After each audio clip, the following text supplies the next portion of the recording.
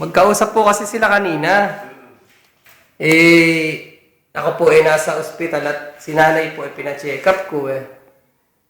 Tatawag sa akin ngayon yun. Sabi, nakapunta ka ba katatay? Si ano po ang binigay sa akin tayo na number? Si Hill. Yun. Sa akin yung pinasa. Oo, sabi nga ni Hill, paluwas ka ako pare. Si tatay na lang kausapin mo.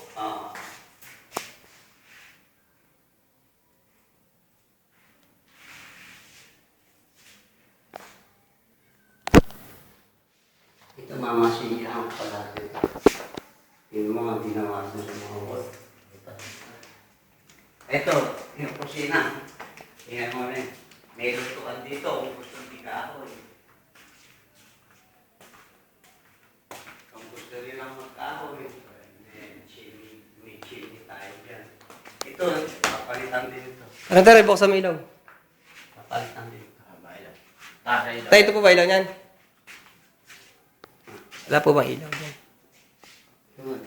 Parang gawa ko yung mga puwan. Sige po, asawa. Huwag mo na kunan yung sira.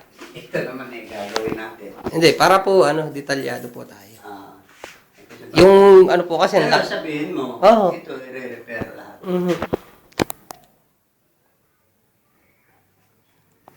Switch nito. Tayo, ito po. Labas na po yun, ano? Oo, labas na. Diretso labas na yun. Ipinturahan ko lahat. Konting gumasos man dito tayo, konti na lang din eh. Ito na lang. Kasi nakatayo na eh. Ang mahirap po yung talagang siran-sira eh. Oo, yung siran-sira. Yun ang... Ay, kuwan.